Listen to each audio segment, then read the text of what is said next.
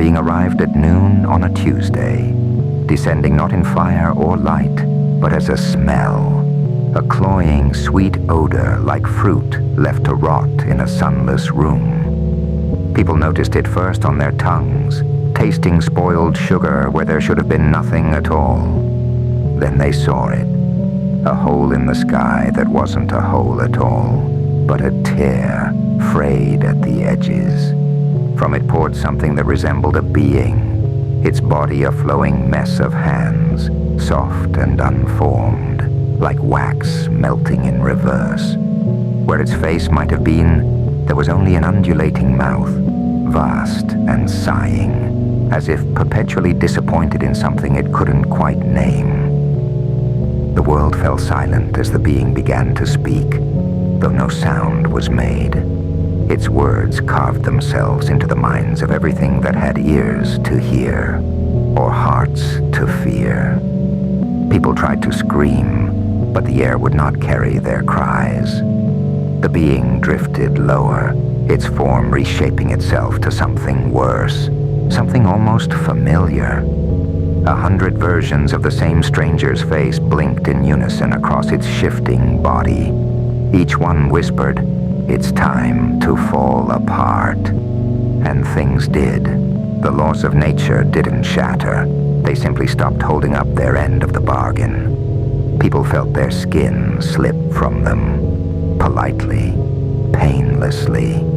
Buildings slumped, as though sighing with relief at finally collapsing under their own weight. A flock of birds hung in the air, unsure how to fall, until they decided to dissolve into droplets of ink instead. The being wept then, its tears rolling upward. They hung in the sky, black and vast as oceans, and inside each drop, something looked out, curious and hungry, as though seeing this place for the very first time.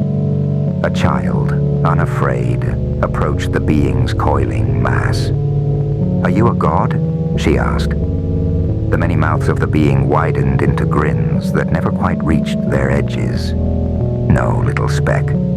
I am the kindness that comes when all the stories are too tired to continue.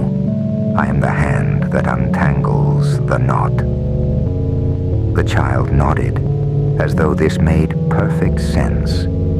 Around her, the world unspooled. Trees became strings of green light, rivers folded into ribbons of shimmering silk. People's memories crumbled into flakes of gold that floated skyward and vanished. And yet, it did not feel like destruction. It felt like exhalation, like a great collective breath let out after holding it for too many millennia. When nothing was left but the child and the being, the child took its hand, waxen, soft and infinite, and whispered, "Will we dream?" The being's mouths curved into something neither smile nor frown. "You already are."